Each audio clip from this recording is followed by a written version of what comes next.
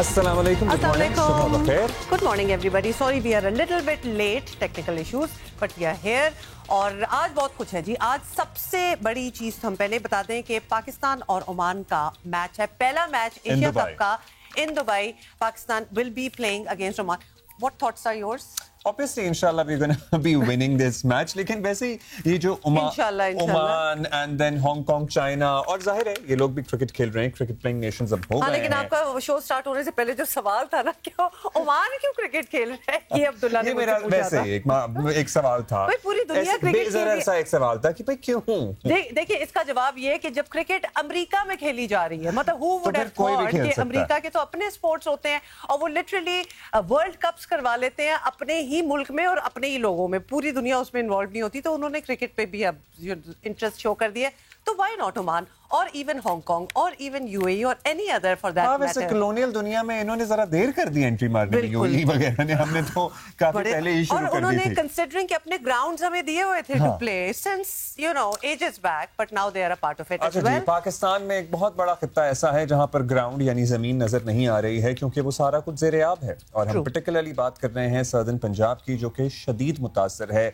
इंतजामिया की तरफ से कोशिश की जा रही है, हुकूमत की तरफ से भरपूर वसाइल अब दिए गए हैं. अब तो ये भी बताया जा रहा है कि मुखय्यर हजरात बाकायदा कश्तियां खरीद कर लेकर पहुंच गए हैं. पहुंच गए हैं इन इलाकों में. मतलब there is no other way to go about it. अंदाजा करें एंड बिलीव इट और नॉट कि वो लोग, बहुत से लोगों ने तो रेजिस्ट किया अपने घरों से निकलने के लिए. फोर्सफुली तो खैर नहीं निकाला जा सकता, लेकिन कन्विंस किया गया. अभी भी लोग हैं अब्दुल्ला जो कि सराउंडेड बाय वाटर्स अपने घरों में ही हैं, रिफ्यूजिंग टू लीव. तो और फिर आपको पता है कि कश्तियों का भी एक इतनी मिकदार में, इतनी ज्यादा क्वांटिटी में नहीं थी जितनी होनी चाहिए. ये कैटास्ट्रफी वैसे भी हर साल हम देखते हैं, ये जो नेचुरल डिजास्टर्स आते हैं they are worse and more challenging than before. तो अगर आप कश्तियां भी 100 लेके आ जाए तो अगले साल आपको 200 की जरूरत पड़ जाएगी. प्लान की बात करते हैं या एक नेशनल इमरजेंसी की बात करते हैं जिसका वजीर आजम ने भी अब जिक्र किया, उस पर सर्टनली एक मरबूत हिकमत अमली, जिस तरह हमने वॉर ऑन टेरर के ऊपर एक मरबूत हिकमत अमली बनाई और वो जंग अभी भी जारी है, लेकिन उसमें पाकिस्तान को बड़ी हद तक कामयाबियां मिली और बहुत से इलाकों में जहां लिटरली नो गो एरियाज थे वो दोबारा बहाल हुए और लोगों के लिए खुले. इसी तरह हमें क्लाइमेट चेंज के फ्रंट पर भी एक मरबूत हिकमत अमली बनाना होगी. और I was listening to an expert yesterday Huma and there are people who think कि अगर हमने 1 दिहाई या 1.5 दिहाई या 2 दिहाई खुदा न खास्ता और देर कर दी तो हमारे जो जंगलात हैं वो सतह पे आ जाएंगे जहां से रिवर्सल नामुमकिन होगा. अभी भी वक्त है. कहने का मतलब है कि yes it is already too late but not so late के कुछ किया नहीं जा सकता. So there's still time to reverse all the effects. और national action plan 100% इसकी बहुत ज़रूरत है to tackle the challenges of climate change. जनूबी पंजाब में सैलाब की तबाहकारियां जारी हैं. कराची में भी 2-3 रोज पहले से ही आपको पता है, हम आपको अपडेट करते रहे हैं, बारिशों का सिलसिला जारी रहा. अहमदपुर शर्किया है और दीगर जो तहसीलें हैं जनूबी पंजाब की वो शदीद मुतासर हुई हैं. वहाँ पर निगरानी कर रही हैं पंजाब की सीनियर वजीर मरियम औरंगजेब. खुद वजीर आला की हिदायत पर ऑपरेशन की. कल सारा दिन हमने विजुअल्स भी देखे, वो मौजूद रहीं, रेस्क्यू के ऑपरेशन की निगरानी भी करती रहीं और खुद अनाउंसमेंट्स भी करती हुई नजर आई हमें. लोग अभी भी इतनी बड़ी तादाद में सराउंडेड बाय वाटर हैं और बहुत से लोगों तक रसाई हासिल भी की जा रही है. कुछ इनकारी हैं, बहुत सौ पे नहीं भी की जा रही, because this is a difficult terrain. अगर किसी जगह पे 10 फुट पानी है या 12 फुट पानी है, कश्तियां उलटने के ही 3 वाकयात हो चुके हैं इन इलाकों में. ऐसा ही है बिल्कुल. लेकिन जब चेयरमैन एनडीए में क्या कह रहे हैं, मुश्तरका उन्होंने ब्रीफिंग की है कल और उनका मौजूदा सूरत हाल से मुताल्लिक इज़हार ख्याल आप सुनिए.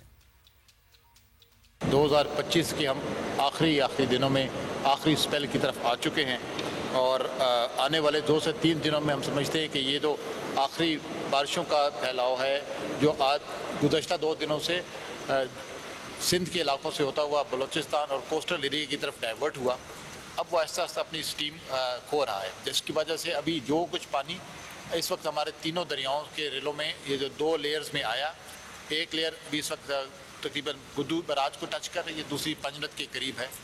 ये इन वजूहात की बुनियाद पर हम समझते हैं कि आइंदा 2 से 3 दिनों में ये थोड़ा सा इंशाअल्लाह ताला स्टेबल हो जाएगा. अभी इस वक्त तक बिलअमूम अच्छा, इससे पहले हमने शिकायत हमी ने जियो पे रिपोर्ट की थी कि प्राइवेट जो कश्ती वाले हैं वो कई गुना मतलब 30-40 हजार रुपए पर पर्सन फीकस चार्ज कर रहे हैं लोगों को पानी से निकालने के लिए। हमारे शो पे थे, उन्होंने बताया था, उन्होंने ये इशू हाईलाइट किया था और वो वहां गए थे, दौरा किया था, वो वहां से रिपोर्ट कर रहे थे। फिर इसका हुकूमत पंजाब ने नोटिस लिया और वजीर इत्तलात आज़मा बुखारी ने कल ये बताया कि ये तमाम जो प्राइवेट कश्तियां हैं इनका किराया हुकूमत अदा करेगी मार्केट वैल्यू के मुताबिक, मतलब जो भी नॉर्मल रीजनेबल एक वैल्यू होगी, और ये तमाम कश्तियां हुकूमत ने अपनी तहवील में ले ली हैं। ये देखिए उनका क्या कहना था। जो प्राइवेट कश्तियां हैं, अब ये भी हमारे में से लोग हैं ना कि जिन्होंने कहा कि ओहो ये तो एक कारोबार का एक अच्छा मौका है, चलो सैलाब ज़दगान जो है उनको लूटते हैं और ये जो प्राइवेट बोट्स के ज़रिए जो है इनको रेस्क्यू करने के लिए लाखों रुपया, हज़ारों रुपया जो है वो मांगा गया। उसका ऊपर जो है उन्होंने ये हुक्म दे दिया है तमाम जितनी भी बोट्स हैं निजी बोट्स, वो जो उसकी अदायगी है वो पंजाब गवर्नमेंट खुद करेगी। और कमिश्नर और डीसी जो है उनको ये जिम्मेदारी दी गई है कि इन बोर्ड्स को रेगुलेट किया जाए, इन किसी भी सलाह मुतासिर को इसकी अदायगी जो है वो नहीं करने दी जाएगी और जो लूट रहे हैं उनको उनके खिलाफ सख्त कार्रवाई होगी और इसको जो है निजी कश्तियां जो हैं वो सरकारी निगरानी में चलाई जाएंगी।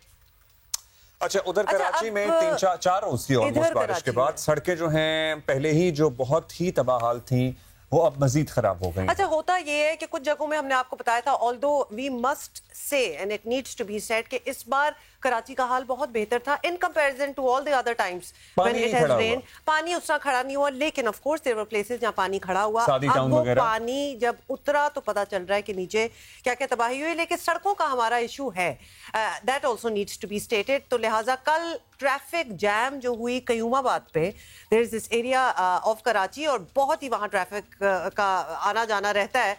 ये कुछ आपको शॉर्ट्स दिखा रहे हैं, और घंटों की ट्रैफिक जाम है और जाहिर है जिसमें कहीं सड़कों की तबाहाली भी इसकी जिम्मेदार है, कहीं कुछ थोड़े से रुकावट आ जाती है तो ट्रैफिक फंस जाती है, कहीं कोई एक्सीडेंट हो जाता है तो जो लंबी लाइन लगना शुरू होती है। कहीं कहीं बूंदाबांदी टाइप हुई है, बारिश ऐसा नहीं हुई, तो बारिश वाला स्पेल इज ओवर नाउ। अच्छा, मोटरेबल रही हैं अक्रॉस द सिटी कराची की सड़कें एक्सेप्ट अ फ्यू एरियाज, लेकिन ट्रैफिक की रवानी इतनी शदीद मुतासिर है कि इसका फिर वजीर आला सिंध को नोटिस देना पड़ा और उन्होंने भी इस पर तशवीश का इजहार किया और इंतजामिया को उन्होंने हिदायत की कि इस मसले को देखें, इस मसले को हल करें। उन्होंने क्या कहा सुनिए। ये भी देखें। एथनिक डिवाइड पैदा ना करें, किसी भी सूरत में परेशानियां मसाइल हैं उनका हम बहुत बेहतर अंदाज में, आपने देखो कि इन बारिशों में भी मेरा ये ख्याल है, आप लोगों का किसी का और ख्याल हो सकता है कि जिस तरीके से चाहे 19 अगस्त को बरसात जो हुई थी एक, या कल पिछले 3 दिन जो हुआ है, इंतज़ामिया मुतहर्रिक रही है, इंतज़ामिया रोडों पे रही है। जो पिछले 3 दिन बारिशें ख़ास तौर पे जो परसों हुआ थे बरसात ज़्यादा और सारी रात चली है, थद्दो नालो ओवरटॉप हुआ, थद्दो डैम जो है, और आगे वो पानी because of northern bypass super highway पे आता रहा है, नॉर्दर्न बाईपास पे इन्होंने रास्ते नहीं छोड़े। आगे जब वो क्रॉस करता है सुपर हाईवे, आगे सादी टाउन और सादी गार्डन्स है, उनको हिट करता है। अब इसकी परमानेंट सोल्यूशन के लिए हम काम किया है, हमने 2020 के बाद काम किया है। आपने देखा एक नाला बनाया है जो ये पानी ले जाए। प्रॉब्लम क्या है? प्रॉब्लम है M9 पे यानी सुपर हाईवे पे क्रॉसिंग, वो हमें इजाज़त नहीं है करने की। हमने उनसे कहा हुआ है कि ये करें ताकि उसको बढ़ाया जाए, एक चैनल हम दोनों तरफ बना के आए हैं, तो ये इंटरवेंशन हो रही है। ये इंटरवेंशन वज़ीर आला ने कहा हो रही है। अच्छा, अब हम ओवरऑल ज़ाहिर है सूरत हाल की बात करेंगे। सुलेमान सादत सबसे पहले हमें कराची से ज्वाइन करेंगे, फिर जनूबी पंजाब का भी आपको बताया, हम रोज़ाना ही रुख करते हैं, वहाँ पे भी क्या सरगर्मियाँ चल रही हैं वो भी हम मालूम करेंगे। सुलेमान बताइएगा, जिस तरह के हमने बताया शहर में उस तरह से पानी तो इस बारिश के दौरान भी नहीं देखा गया, मेजर सड़कों, मेजर क्या अदरवाइज सेकेंडरी रोड्स पे भी मोटरेबल रहा है सारा शहर, लेकिन बाज़ इलाके जहां नाले का पानी आया वो जाहिर है सैलाब की जद में आया था। और जैसे सलेमान जज लो लाइंग एरियाज हैं खास तौर पे, वो अभी भी पानी तो चले निकल गए, लेकिन उसके बाद जो डिस्ट्रक्शन, जो कीचड़ जो देखने को मिल रहा है, जैसे कि सोराब बोट में आप चले जाएं अगर, तो वहां बहुत ज्यादा पानी मतलब घरों में भी आ गया, वो सब कुछ क्लियर हुआ। अब क्या हालात? अच्छा, जो सादी टाउन वगैरह के इलाके हैं, जिन इलाकों का हुमा जिक्र कर रही है, वहां से पानी निकल गया? सबसे पहले तो यही बता दीजिए। जी देखिए, मुकम्मल तौर पर तो इस वक्त भी जो है वहाँ से पानी नहीं निकला अब्दुल्ला। उसकी बुनियादी वजह यह है कि ये वो जो लो लाइंग एरियाज हैं, बेसिकली लो लाइंग एरियाज तो हैं, लेकिन साथ में जो नदी के रास्ते पर बनाई गई सोसाइटीज़ हैं और जो घर हैं, यकीनी तौर पर जो समंदर है वो अपना रास्ता नहीं भूलता, और जब वहाँ पर वो समंदरी रेला गुजरा तो बड़ी तादाद में जो है वो लोग मुतासिर हुए। इस वक्त भी जो है वहाँ पर जो मेजर जो था, वहाँ पर जो बड़ी मिकदार में पानी था वो तो निकल गया, लेकिन जो है वो जो लोग इफेक्टेड हुए, जो छोटी छोटी गलियां इफेक्टेड हुई, वहां पर वो कीचड़ वगैरह जरूर मौजूद है। और इस वक्त भी जो है वो सूरत हाल ये है कि वहां पर जो है वो रेस्क्यू ऑपरेशन खत्म है, लेकिन वहां पर जो लोग उससे मुतासिर हुए वहां पर उनकी रिहेबिलिटेशन और उनके खाने पीने का बंदोबस्त जो है वो इंतजामिया जरूर कर रही है। तो ये पानी पंप आउट किया जाएगा सुलेमान, या ये पानी खुद उतरने का इंतजार किया जाएगा? क्योंकि पीछे से अगर डैम में से पानी जहां से स्पिल हुआ वहां से अगर प्रेशर कम हो गया है, जो भी एज्यूम के हो गया होगा, सो ये पानी खुद ही रिसीड कर जाएगा या ये पानी मोटर के जरिए निकाला जा रहा है? जी देखिए, जो ज्यादा पानी था वो तो खुद ही जो है वो अपने रास्ते पर जाते हुए वो उन घरों को मुतासर करने के बाद निकल चुका है, और जो थोड़ा बहुत पानी है उसे पंप आउट करके और उसे ब्रश करके जो है वो बरसाती नालों की तरफ जो है उनका रुख मोड़कर जो है उसको जो है वो साफ किया गया है। और जिस तरह से अब्दुल्ला आपने कहा कि पूरे शहर की सड़कें मुतासर हुई, तो यकीनी तौर पर ना इस बारिश में तो उस तरह से नहीं हुई, लेकिन जो पिछली बारिशें थी उसमें बहुत ज्यादा जो है वो सड़कें मुतासर हुई। शहर की 106 जो है वो अहम मेन आर्टरीज हैं और उनकी जिम्मेदारी जो है वो कराची मेट्रोपॉलिटन कॉरपोरेशन की है। बताया जाता है कि 40 सड़कें जो है वो सबसे ज्यादा मुतासिर हुई, और इस वक्त जो है वो जो शहर के 7 अजला में जितने भी कराची मेट्रोपॉलिटन कॉरपोरेशन की सड़कें हैं उनकी रिहेबिलिटेशन का जो है वो टेंडर जो है वो किया जा चुका है। और जो है बताया हमें ये जा रहा है कि इस एतवार से मेयर कराची। अच्छा, एक और चीज, अभी आपने रिहेबिलिटेशन की बात की है, जो लोग ऑब्वियसली जो इफेक्टेड हुए, जिनके घरों में पानी आया, माना कि पानी तो अब निकाल दिया, लेकिन रिहेबिलिटेशन किस टाइप की? क्या कुछ लोग बेघर भी हो गए? क्या किसी को कोई कैंप्स वगैरह में रखना पड़ा? ऐसी नौबत भी आई या लोग अब अपने घरों में ही हैं? जी देखिए, 4 मुख्तलिफ स्कूल्स थे जिन्हें जो है वो सादी टाउन और स्कीम 33 के अंदर डिस्ट्रिक्ट ईस्ट की इंतजामिया ने जो है वो उसे कैंप के तौर पर जो है वो बना दिया था। और जिस रात बहुत ज़्यादा बारिश थी, जिस रात बहुत बड़ा सैलाबी रेला था, तो मुतादिद अफराद को जो है वो वहाँ पर जो है वो रेस्क्यू करके रखा और उनके खाने पीने का इंतज़ाम जो है वो किया गया। और हमें इंतजामिया ने बताया कि 325 से ज़ायद अफराद को जो है उस सैलाबी रेले में और बारिशों के बाद जो है वो रेस्क्यू किया।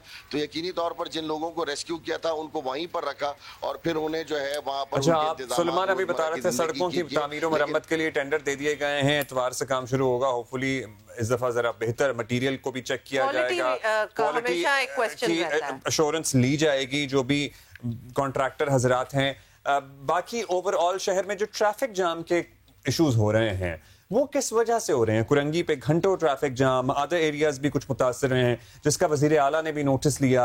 मतलब कोई सड़कों की बदहाली की वजह से या मुरम्मत ना होने की वजह से, मतलब गड्ढे पड़ने की वजह से ट्रैफिक मुतासर है, या और रीजंस हैं कुछ?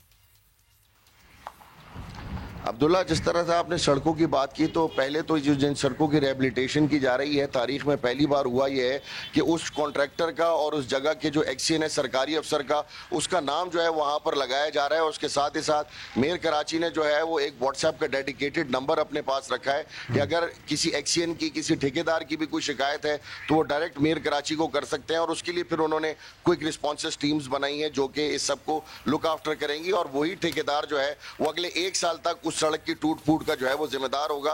तो ये खुशाइन बात जो है उसका इजाफा किया गया। और जहां तक बात आपने मलीर की, सलमान अब्दुल्ला मुराद डिप्टी मेयर कराची हमारे साथ हैं, उनसे भी बात कर लेते हैं। सलमान अब्दुल्ला मुराद साहब, शुक्रिया आपने वक्त दिया। आप बताइएगा सबसे पहले तो आप ये इशारा भुट्टे से शुरू कर लेते हैं। आपका फ्लैगशिप प्रोजेक्ट है, लोगों को फायदा होगा, लोगों को ऑलरेडी फायदा हो रहा है, पीपल आर लुकिंग फॉरवर्ड कि ये कंप्लीट हो जाए। लेकिन कल से जो इशू सामने आया है, जिसमें मलीर नदी का या दरिया का जो बेड है, जिसमें एक इसका पोर्शन है, उसको आप कैसे मैनेज करेंगे? और उसको अगर होने के बाद भी, और आप हमारे साथ हैं तो उसको आप एक्सप्लेन भी कर दें कि क्योंकि बहुत लोगों को पहले तो ये कंफ्यूजन रही कि जो कंस्ट्रक्शन वाला कंस्ट्रक्टेड पार्ट है जो खुल चुका है वो शायद बीच में टूटा है, लेकिन उसके बाद फिर वो पता चला कि वो कंस्ट्रक्शन हो रही थी। लेकिन अगर कंस्ट्रक्शन हो भी रही हो तो वो हिस्सा कैसे टूट सकता है? जी, शायद भुट्टो के हवाले से एक मंफी प्रोपेगेंडा किया जा रहा था।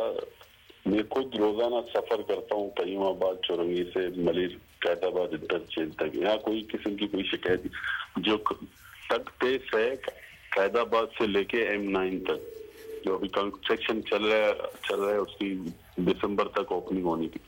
ये जामगोट के करीब कोई एक पेच है, वहाँ पे ये पानी का जो गुजर गया होती है, हम उनको कहते हैं वंगी। वहाँ पे से कुछ टेक्निकल इनके साथ हुआ है, तो वहाँ पे CM साहब ने नोटिस ली और कल वहाँ पे इंजीनियरिंग डिपार्टमेंट के लोग आए, उन्होंने टेक्निकल टीम आई, कोई जगह चेकआउट किया किस वजह से इन्होंने वहाँ पे कोई वंगी थी और उस पर उन्होंने मिट्टी रखकर वहाँ पेच करना था।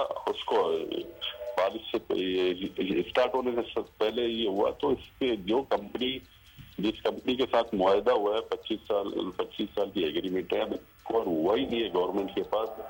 जैसे ही गवर्नमेंट के पास एक और हुआ ही नहीं है तो लोग मंदी सड़क पकड़ना शुरू कर दिया। CM साहब ने बल्कि उन पर नोटिस लिया है और उनको बाकायदा सख्ती से एक आर्किटेक्ट और उनको इंजीनियर्स को ये पाबंद किया है। जो इसके अलावा आगे भी 2 जगह फॉल्ट हुआ है, तो हम इन चीजों से गाफिल नहीं, आप गाफिल नहीं है सलमान साहब, ये शोर और वजीर आला ने इसका नोटिस लिया होगा। We just want to understand कि अगर ये दरिया की गुजरगाह है जो कि आज आ गया और हो सकता है अब तो माजी में हम इस तरह की बारिशें देखनी ही पड़ेंगी, तो क्या यहाँ पे कोई ऑल्टरनेट प्लान बनाया जाएगा? यहाँ से इसको एलिवेट किया जा सकता है? जो हिस्सा मुतासर हुआ है यहाँ पर पुल की सूरत में सड़क को आगे बढ़ाया जाएगा?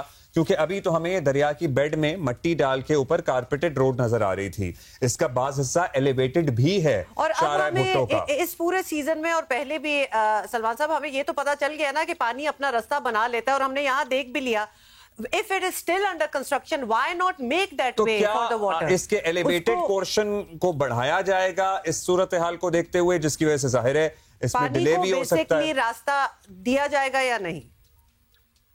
कल टेक्निकल टीम आके विजिट करके गई है, अब वो क्या प्रपोजल देते हैं फिर उसके बाद ही CM साहब डिसाइड करेंगे करना क्या है। जाहिर सी बात है कोई टेक्निकल प्रॉब्लम क्रिएट हुआ है तो उसका सॉर्ट आउट निकालना पड़ेगा, गवर्नमेंट निकालेंगे। और टेक्निकल टीम जो कल आकर विजिट करके गई है तो उन्होंने कोई प्रपोजल बनाया होगा, CM साहब को पेश करेंगे, CM साहब भी फाइनल डिसीजन लेंगे। ठीक है, चलें, वो तो जब प्रपोजल आएगा हम फॉलो अप भी करेंगे कि क्या उसका बना और क्या तजावीज़ सामने आई हैं। जाहिर है जिसका हल निकालना चाहिए और बर वक्त निकालना चाहिए, क्योंकि 31 दिसंबर को इसकी ओपनिंग की तारीख भी है, एक टेंटेटिव डेट जो है वो पहले से बताई गई है, और बहुत बड़ा पोर्शन है आबादी का जो इससे मुस्तफीद होगा। अब ये बताइएगा सलमान साहब, ये जो ट्रैफिक की रवानी के इशूज़ हो रहे हैं शहर में तवातुर के साथ गुज़श्ता 24-48 घंटों में, इसकी क्या वजूहात आप तक पहुंचाई गई हैं ट्रैफिक पुलिस की तरफ से? क्यों घंटों ट्रैफिक जाम है?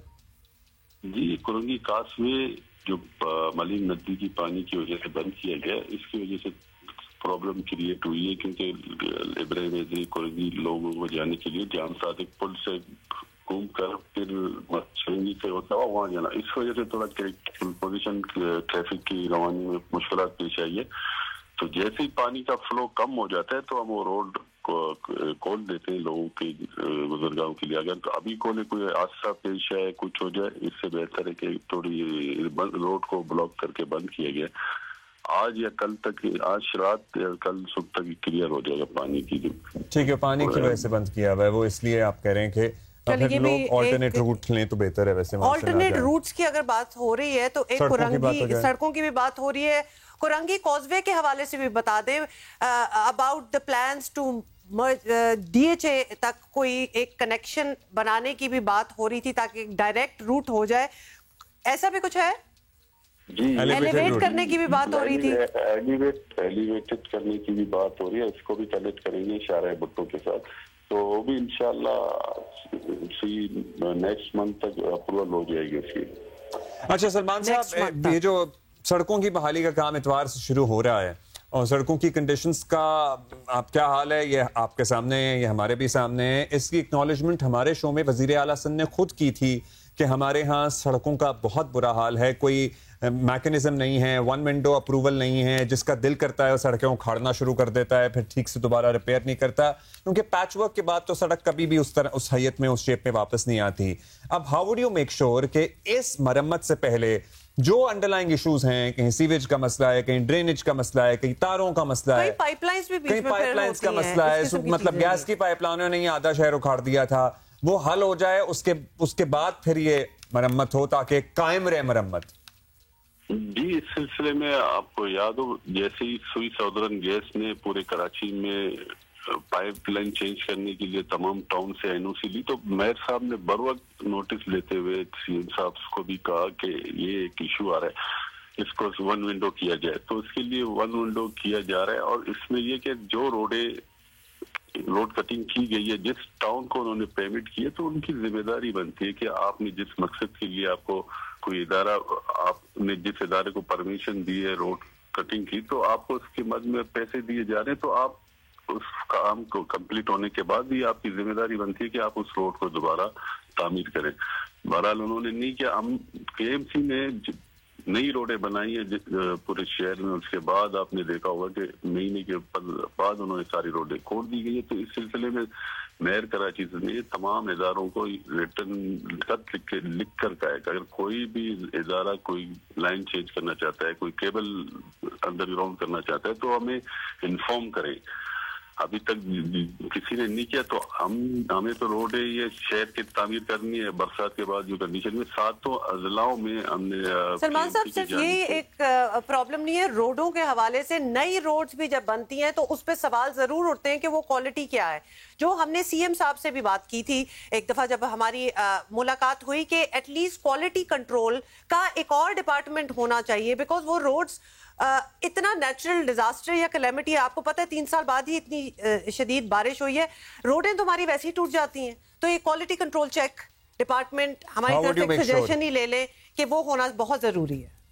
सिलसिले में देखिए, पिछले दफा केएमसी में एक वाकया पेश आया, तो मेयर साहब ने फिल फॉर नोटिस लेते हुए उन अफसरान को भी सस्पेंड किया, उन कॉन्ट्रैक्टर जो क्वांटिटी और क्वालिटी में मेक श्योर नहीं कर रहे थे उनको ब्लैक लिस्ट किया। उसके बाद हमने एक कमेटी केएमसी ने बनाई है, वो मॉनिटरिंग करती है, वो थिकनेस वगैरह सारे रोड की थिकनेस, कारपेट की थिकनेस वगैरह चेक करके फिर उनको कारपेट करने की इजाजत देते। तो हमारी एक कमेटी है, वो जाके सर्वे भी करती है, मटेरियल को भी चेक करती है, उनके तमाम जो इश्यूज क्लियर होते हैं, तो उसके बाद हम उनको बिल क्लियर करके उसको देते हैं। और जब तक कमेटी क्लियर नहीं करेगी, जब तक उनको सिक्योरिटी डिपॉजिट उनको रिटर्न नहीं किया जाएगा। गॉट इट, बहुत शुक्रिया साहब for being with us this morning. अभी एक ब्रेक लेनी है, जल्दी से वापस आएंगे।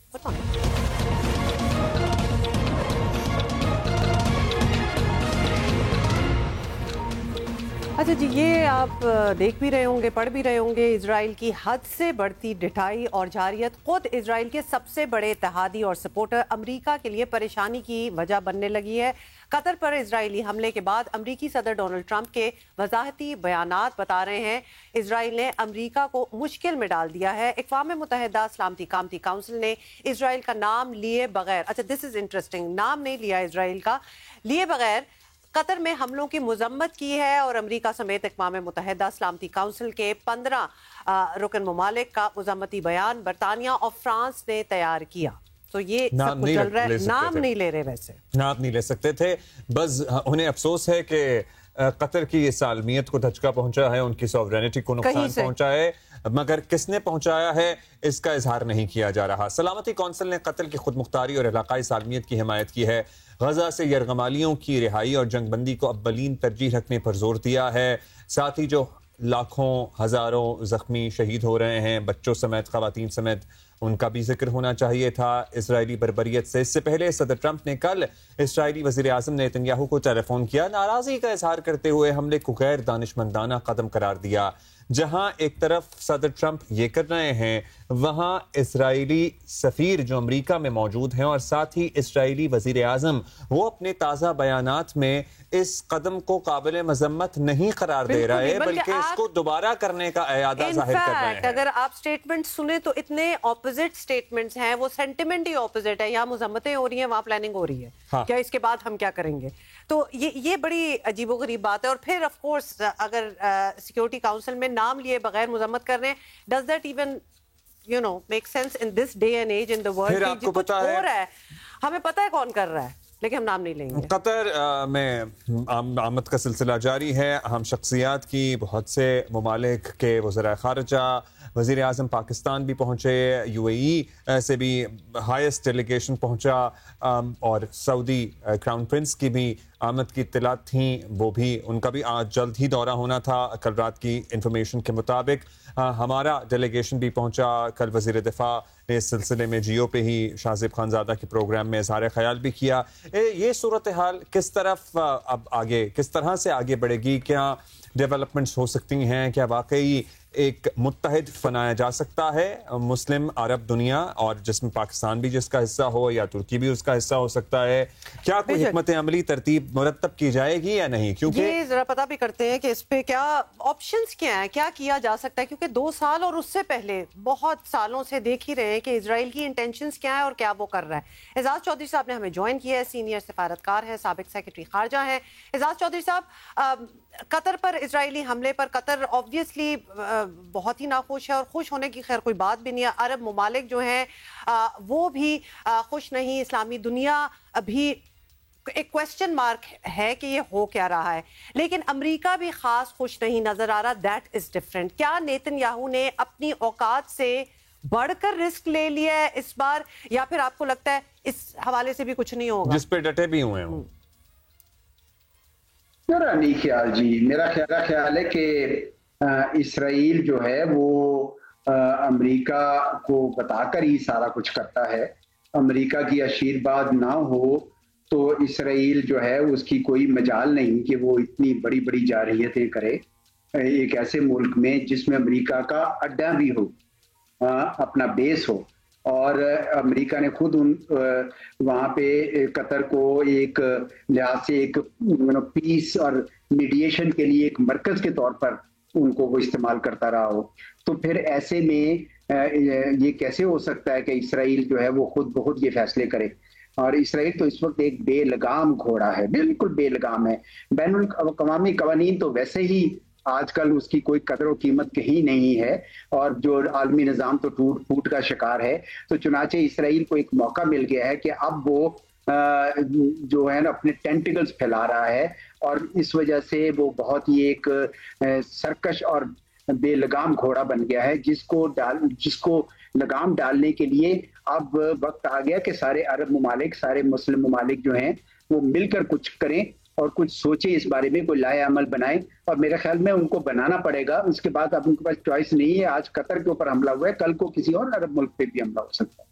हमले हो रहे हैं, लबनान पे हमले हैं, कतर पे हमला हो गया है, 5 मुल्क तो हो गए, ईरान पे पहले हमले हो चुके हैं, गजा की क्या सूरत हाल है वो तो सबके सामने ही है। चौधरी साहब, अब कतर और दीगर इस्लामी ममालिक या दीगर ममालिक एक जामे रद्द अमल देना चाहते हैं, इस ख्वाहिश का इजहार भी किया जा रहा है तमाम इस्लामी दुनिया के इत्तेफाक से। इजलास भी बुला लिए गए हैं। क्या हिकमत अमली होनी चाहिए या हो सकती है, या ये पूछ लेते हैं कि क्या पैगाम दिया जाएगा, किसके लिए दिया जाएगा, या ज्यादा से ज्यादा क्या कर लिया जाएगा? देखिए, ये तो कोई शक नहीं है कि पहले अरब मुल्कों का ख्याल ये था कि इसराइल जो है वो चले ईरान के साथ को कमजोर कर रहा है, लेकिन हमारे ऊपर तो अब्राहम्स अकॉर्ड होगा, तो इसलिए हमारे साथ तो ताल्लुकात अच्छे बनेंगे। लेकिन अब उनको वाज़ेह हो गया है कि ये ऐसा अब होगा नहीं, तो चुनाचे उनको मिलकर ये फैसला करना होगा कि भाई जिन अरब मुल्कों ने अपने सफारत खाने वहां खोल रखे हैं, सफारती ताल्लुकात रखे हैं, उनको क्या रखने चाहिए ऐसे मौकों पर। जो तजारत वहां पे कर रहे हैं, जिनकी एयरलाइंस वहां पे आ जा रही हैं, क्या उनको ये काम करने चाहिए? और अमेरिका के ऊपर भी जो ये इतनी बड़ी यहाँ ऑफर्स कर रहे थे अमेरिका को कि जी 500 $1 बिलियन आपके यहाँ इन्वेस्ट करेंगे, इतना करेंगे, उसके बारे में भी थोड़ा उनको गौर करना चाहिए कि अमेरिका के ऊपर उसकी लेवरेज तो नहीं बनी है। फिर ये भी गौर करना पड़ेगा कि इतने जो अड्डे अमेरिका को यहाँ पे दे रखे हैं उससे हमें सिक्योरिटी तो नहीं मिली है, तो इसका क्या करना चाहिए। उनको शायद ये भी देखना पड़ेगा कि क्या ये सिक्योरिटी अम्ब्रेला अगर अमेरिका नहीं देता तो क्या उन्हें मशरिक की तरफ देखना चाहिए, क्या रूस और चीन की तरफ देखना चाहिए, क्या करना चाहिए, ये सारी बातें। अच्छा, फिर इतना उनका बजट है, आपको पता है कि कतर का भी इतना ज्यादा बजट है, डिफेंस का $14 बिलियन के करीब है, बाकियों का भी बहुत ज्यादा बजट है। तो क्या ये बजट काफी है? क्या साजो सामान इस्तेमाल करने की इस्तात नहीं होनी चाहिए? तो ये सारे सवाल हैं जिनके ऊपर मेरे ख्याल में ये जो हाई लेवल कंसल्टेशन जिनकी होनी है, यकीनन इसके ऊपर वो बातचीत करेंगे और सोचेंगे कि इसराइल इस बेलगाम घोड़े को लगाम कैसे है। तो बात अब ये आ गई इजाज चौधरी साहब के ऑप्शंस क्या रह गए हैं, क्या किया जा सकता है? सफारती महाज पर दबाव बढ़े, इजराइल कतर जैसे इकदाम से बाज आ भी जाए तो फलस्तीन का मसला तो इस तरह हल नहीं होने वाला। फौरी जंगबंदी की अशद जरूरत है और इसके लिए अब फरीकैन जो है वो जल्दी रेडी होते हुए नजर भी नहीं आ रहे, तो फिर क्या तरीका रह जाता है? What are the options left? देखिए, इस वक्त तो यही हो रहा है कि जो कहते हैं ना कि use of force is back with vengeance. अब सिर्फ ताकत की जबान चल रही है इस वक्त, और कोई जबान नहीं चल रही। वरना तो ये जो मगरिब था, अहले मगरिब हमें पिछले 7 दहाइयों से बताते रहे कि किस तरह ह्यूमन राइट्स, बशरी हकूक अहम होते हैं, लेकिन अब जब गजा में यही बशरी हकूक जो हैं वो तलपट हो रहे हैं, तो उस वक्त तो उनकी जबान ही सूख गई है। यानी इस कदर डबल स्टैंडर्ड हो गई, इतनी डुप्लिसिटी आ गई। तो वहां पे आपने देखा कि वो से नॉर्थ वाली साइड से खाली करा के उनको नीचे भेज रहे हैं, साउथ में उनको कंजेस्टेड एरिया में जमा करेंगे। वहां पे आपको पता है वैसे ही भूख और जेनोसाइड वाली सिचुएशन भी है और फेमिन वाली सिचुएशन भी है, कहत वाली सिचुएशन भी है। तो वो जो नॉर्थ खाली कराएंगे वहां वो रिवीरा बनाएंगे, सेटलमेंट्स बनाएंगे, क्या क्या बनाएंगे। और साथ ही साथ नेतन्याहू साहब अपने नक्शा आए दिन दिखाते रहते हैं ग्रेटर इसराइल का, जिसमें ये सारे अरब ममालिक जो करीब के हैं ये भी शामिल है, बल्कि सऊदी अरब का भी कुछ हिस्सा उन्होंने शामिल किया हुआ है। तो ये सारी बातें ये बताती हैं कि इस वक्त आपको इकट्ठा होकर कुछ उनको करना पड़ेगा, अकेला एक मुल्क नहीं कर सकेगा।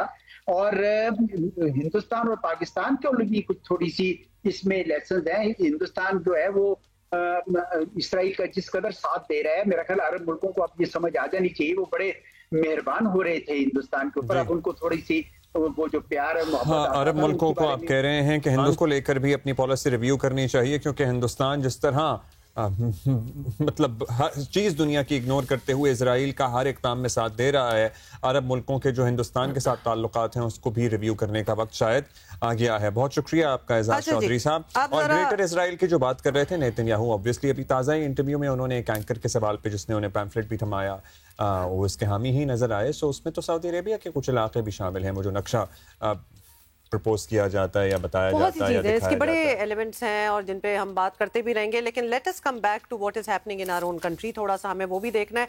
सक्खर से हमारे नुमाइंदा हमें ज्वाइन कर रहे हैं, यासिर फारूकी हैं। यासिर, सक्खर में अब जो बात हो रही थी कि सैलाबी रेले जो है वो अब एंटर करेंगे, वो हो रहा है एज वी स्पीक, क्या हालात हैं यासिर, ये बताइएगा। जी बिल्कुल हुमा, पंजाब के मुख्तलिफ इलाकों में जो तबाही मचाने वाला जो बड़ा रेला था जो 3 रोज़ पहले पंजनत के मुकाम से 6,09,000 क्यूसिक का गुजरा था, वो दरियाए सिंध में गुड्डू बैराज के मुकाम पे भी पहुंच चुका है और सक्खर बैराज के मुकाम पे भी पहुंच चुका है और अपने पीक पे है। गुज़िश्ता 12 घंटों में गुड्डू बैराज की बात की जाए तो 6,000 क्यूसिक का इजाफा हुआ है। इस वक्त वहाँ पे पानी की आमद 5,12,000 क्यूसिक रिकॉर्ड की गई है, जबकि अखराज 4,80,000 क्यूसिक है। और ये रेला तेज़ी से मज़ीद सक्खर बैराज की जानिब बढ़ रहा है। सक्खर बैराज पे गुज़िश्ता 12 घंटों में सिर्फ 1,000 क्यूसिक पानी का इजाफा हुआ है। दरमियाने दर्जे के सैलाब की सूरत हाल गुज़िश्ता 3 रोज़ से यहाँ पे बरकरार है। इस वक्त यहाँ पे पानी की आमद 4,51,000 क्यूसिक है, जबकि पानी का अखराज 4,18,000 क्यूसिक है। गुड्डू बैराज से सक्खर बैराज के दरमियान जो कच्चे का नशेबी इलाका था वो अब मज़ीद कुछ ज़ेरे आब आ चुका है, लेकिन अब तक वहाँ पे जो गांव देहात हैं वो महफूज है, वहाँ पे पानी नहीं पहुँचा है क्योंकि वो सतह आप से इस वक्त भी ऊंचे हैं और वहाँ से लोगों ने इसी वजह से अब तक नकल मकानी का सिलसिला भी उस तादाद में शुरू नहीं किया है। चंद एक इलाकों से हम देख रहे हैं, पन्नो आकिल के इलाके से इंतजामिया की जानिब से कुछ लोगों की नकल मकानी कराई गई है, महफूज मुकामात पे नकल मकानी कराई गई है। सक्खर बैराज हुक्काम का कहना है कि आइंदा 2 से 3 रोज़ तक सक्खर बैराज के मुकाम पे यही दरमियाने दर्जे के सैलाब की सूरत हाल रहेगी, जबकि पंजनत से जो एक और बड़ा सैलाबी रेला जो कि 6.5 लाख क्यूसिक से जायद का था, वो आइंदा 24 से 36 घंटों में गुड्डू बैराज के मुकाम पे पहुंचेगा। तब गुड्डू बैराज पे जाके ऊंचे दर्जे के सैलाब की सूरत हाल होगी और उससे अगले 24 से 48 घंटों में वो फिर सक्खर बैराज पे पहुंचेगा और तब जाके सक्खर बैराज पे भी ऊंचे दर्जे के सैलाब का इम्कान है। अब जो 3 रोज हैं वो दरमियाने दर्जे के सैलाब की सूरत हाल रहेगी यहाँ पे। जी फिलहाल दरमियाने दर्जे का सैलाब है और यही तवक्को भी जाहिर की जा रही है। भैया आपका यासिर, थैंक यू। और अभी हम एक ब्रेक लेनी है, we'll be back.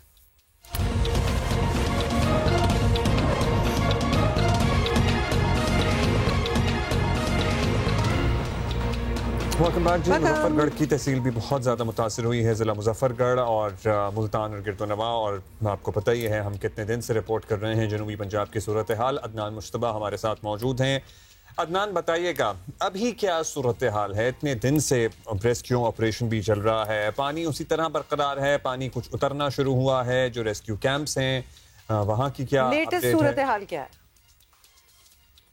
जी, मैं इस वक्त मौजूद हूँ मुजफ्फरगढ़ की तहसील अलीपुर की बस्ती दुल्लेवाला में। मेरे पीछे आप देख रहे हैं ये एक सड़क है जो मुकम्मल तौर पर ज़ेर-ए-आब आ चुकी है। इस वक्त तहसील अलीपुर में जो हेड पंजनत के अतराफ के इलाकों में दरियाए चनाब के सिलाबी रेले की जानिब से तबाहियां मचाई जा रही हैं। मुख्तलिफ इलाके मुतासिर हुए हैं, कई मवाजियात, दर्जनों बस्तियां मुतासिर हुई। इसके अलावा हजारों के करीब जो लोग हैं वो बेघर हो चुके हैं। इस वक्त भी तकरीबन हजारों लोग हैं जो अपने घरों की छतों पर पनाह लेने पर मजबूर हैं, क्योंकि उन्हें रेस्क्यू करने के लिए जो इमदादी सरगर्मियां हैं वो महदूद हैं। तो इस वक्त सूरत हाल ये है कि तहसील अलीपुर मुजफ्फरगढ़ की सबसे ज्यादा मुतासिर होने वाली तहसील है, जहाँ पर जो मुतासिर होने वाले अफराद की तादाद है वो बहुत ज्यादा है। जहाँ पर गुज़िश्ता 2 रोज से डिप्टी कमिश्नर मुजफ्फरगढ़ और डीपीओ मुजफ्फरगढ़ भी मौजूद हैं, लेकिन जो लोग हैं वो शिकवा करते दिखाई देते हैं कि जो रिलीफ की सरगर्मियां हैं वो इतनी बड़ी तादाद में लोगों को फराहम नहीं की गई जितनी बड़ी तादाद में तबाही हुई है। इस वक्त आपको ये भी बताता चलूं, जिला मुजफ्फरगढ़ में तकरीबन जो सरकारी अदाद शुमार हैं उसके मुताबिक 1,25,000 से ज्यादा जो लोग हैं वो मुतासिर हुए हैं हालिया सैलाब में। शुक्रिया अदनान। मुजफ्फरगढ़ की दर्जनों तहसीलें हैं जो मुतासिर हुई हैं। पानी का अभी भी फ्लो देखा था आपने? लोग वहाँ से निकल रहे हैं, अपनी मदद आपके तहत भी निकल रहे हैं, इंतजामिया भी कोशिश कर रही है। यही है अच्छा जी, we have to take a break, headline break है। We'll see you in the second hour of Geo Pakistan. Good morning.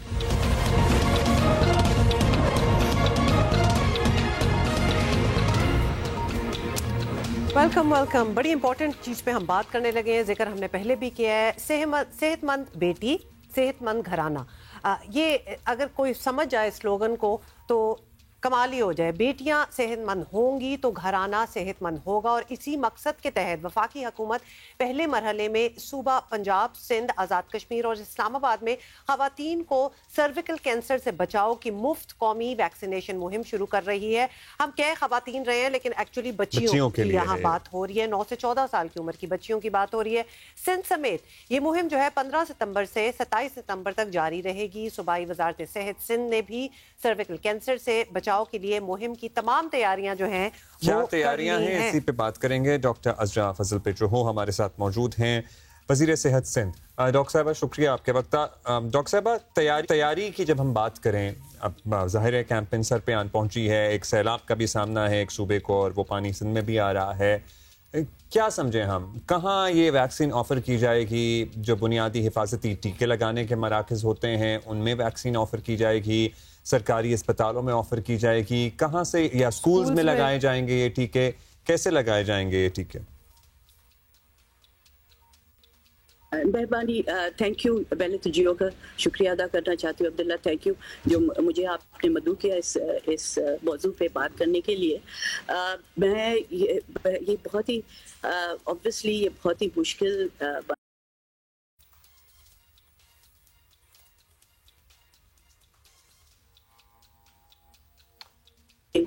जो है फ्लड्स का भी सामना है, लेकिन इस समय बच्चियां जो हैं ये फ्लड की वजह से जो हमारे बहुत ही इनएक्सेसिबल एरियाज हैं, रिवराइन एरियाज हैं, दरिया में जो गाँव हैं वहाँ से निकल के ये बाहर बंदों पे यहाँ कैंप्स में मौजूद होंगे। तो हमारे लिए ये अपॉर्चुनिटी होगी कि हम वहाँ तक जाके इनको वैक्सीनेट करें, और उसके लिए हमने माइक्रो प्लानिंग कर चुके हैं हम कि कहाँ कैंप्स होंगे और कहाँ हमें जाना होगा। इसके अलावा हम स्कूलों में भी, पब्लिक एंड प्राइवेट स्कूल हैं, स्कूल्स, मदरसास जो भी हैं, कम्युनिटी के जो इदारे हैं, उनमें भी हम जाके वैक्सीनेट कर रहे हैं, तो टीके लगा रहे हैं। हमारे फिक्स साइट हैं, जो वैक्सीनेशन के फिक्स साइट्स हैं, उनमें भी हम टीके लगाएंगे। और एक है जो आउट ऑफ स्कूल लड़कियां हैं, और उसकी भी आधी से ज़्यादा तादाद, 4.1 मिलियन बच्चों को हम ये टीके लगा रहे हैं, तो उसमें से आधी बच्चियां जो हैं वो स्कूल के बाहर हैं। तो इनके लिए हमने मोबाइल टीम्स बनाई हुई हैं जो गांव में और जो हैं जो जगह हैं जहाँ टाउन्स में जहाँ अवेलेबिलिटी है बच्चियों की, हमने उनको भी मैप किया हुआ है कि आउट ऑफ स्कूल गर्ल्स कहाँ हैं, और वो जो ज़्यादा से ज़्यादा जहाँ हैं वहाँ ज़रूर हम पहुँचेंगे। हम कोशिश करेंगे कि हम 90-95% तक हम ये जो हमारी टारगेट पॉपुलेशन है उसको हम मुकम्मल तौर पे 4.1 मिलियन बच्चियों को हम पहुँच सकेंगे। That's doctor Azhar, that's very optimistic है अगर इतनी बच्चियों को सक्सेसफुली ये वैक्सीन लगाई जाए। अब हमने इन द पास्ट देखा है पोलियो की वैक्सीनेशन की एक प्राइम एग्जांपल हमारे सामने, लोगों की बड़ी रेजिस्टेंस होती है एंड राइटफुली सवाल होते हैं। अगर उन सवालों का जवाब मिल जाए और वो सेटिस्फाई हो जाए तो नेचुरली फिर वो शायद लगवा भी लेते हैं। आपकी टीमें जो हैं, are they ready to answer a lot of questions? क्योंकि ऐसे तो कोई अपनी बच्ची जब तक उनको समझ नहीं होगी कि ये वैक्सीन क्यों लग रही है, तो फिर आपको पता है 100 शक होते हैं दिमाग में।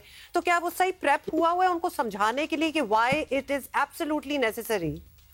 जी, हमने स्कूलों में जो है मैनेजमेंट के साथ अवेयरनेस कैंपेन की है, उनको बताया है।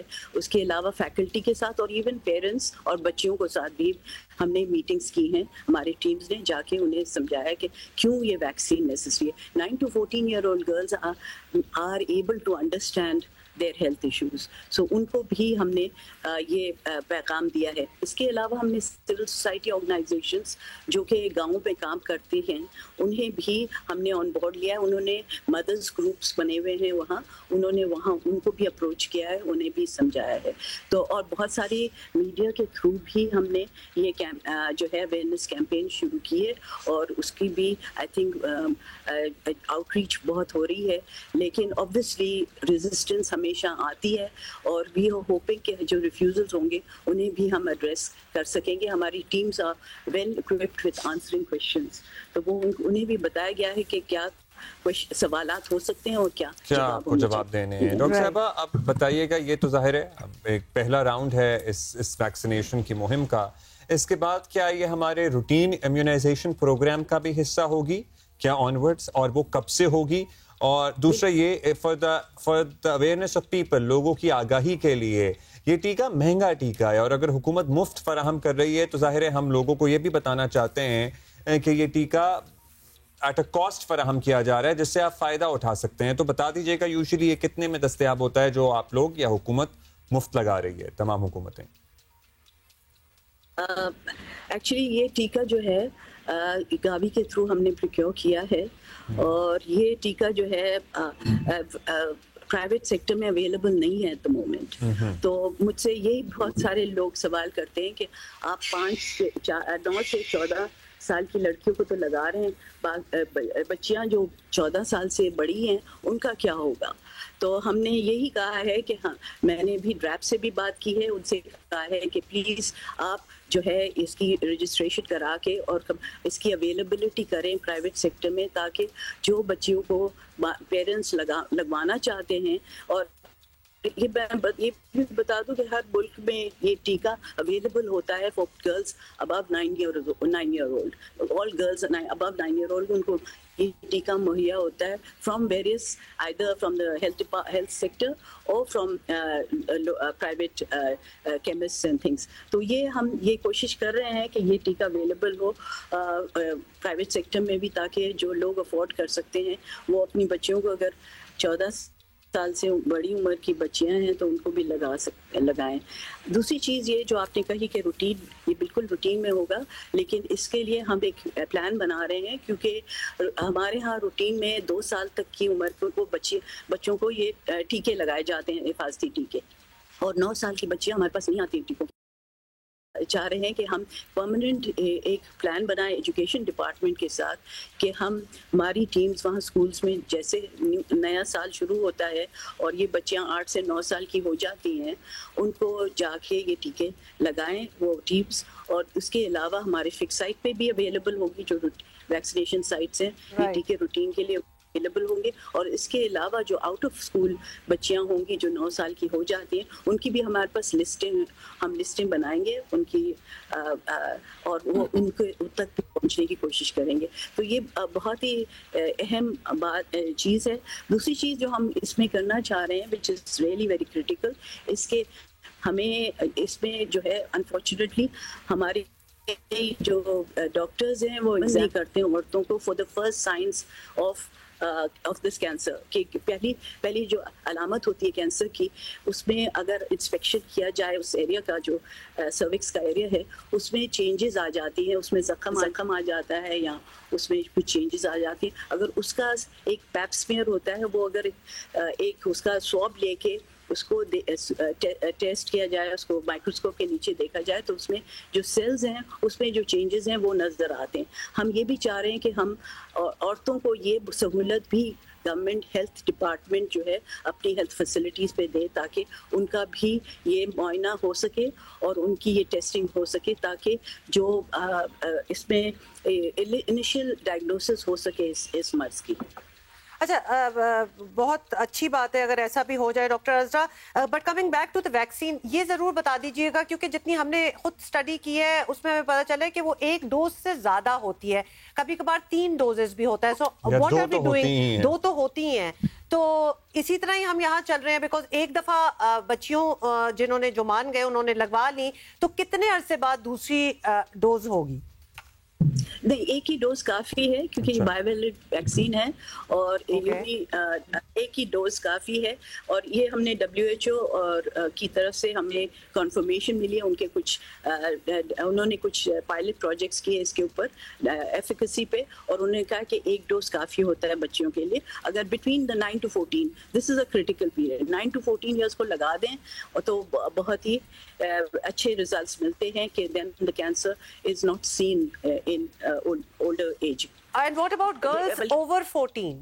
15, 16, 17 साल की भी तो बच्चियां ही हैं। इनको भी लगा है, but obviously the immune response may not be that great, but वो ये भी ज़रूरी है कि milder form हो जाए। वायरस जो है वो ये, क्योंकि ये वायरस की वजह से ये कैंसर होता है, और ये वायरस जो है it depends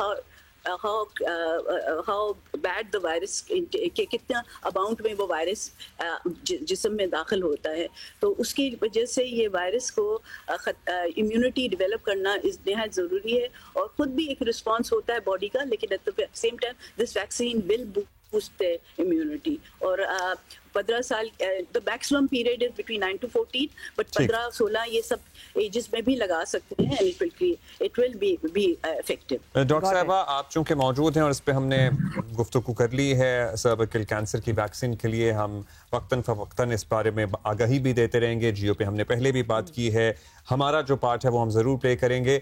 हम आपकी मौजूदगी का फ़ायदा उठाते हुए आपसे भी पूछना चाहेंगे कि अब सैलाब का आधे मुल्क को सामना है, बारिशों की सूरत हाल कराची में भी थी, बाकी सिंध के दीगर इलाकों में भी बारिशें हो रही हैं, मच्छर से फैलने वाली बीमारियां हैं, फिर सैलाबी पानी से जो मुतासर होते हैं इलाके, वहाँ पे गैस्ट्रो होता है, जल्दी अमराज होते हैं, उसके लिए आपकी क्या प्लानिंग है? देखिए, हमने पहले से इसकी तैयारी कर ली थी, क्योंकि हमें पता था कि अभी ये जब फ्लड्स वाटर जो है रेला आ रहा था ऊपर से, इंडिया ने जब पानी छोड़ा, तो हमारे पास ज़रूर ये हम सबसे लोएस्ट पॉइंट पे हैं, तो ज़रूर हमारे यहाँ ये पानी आएगा।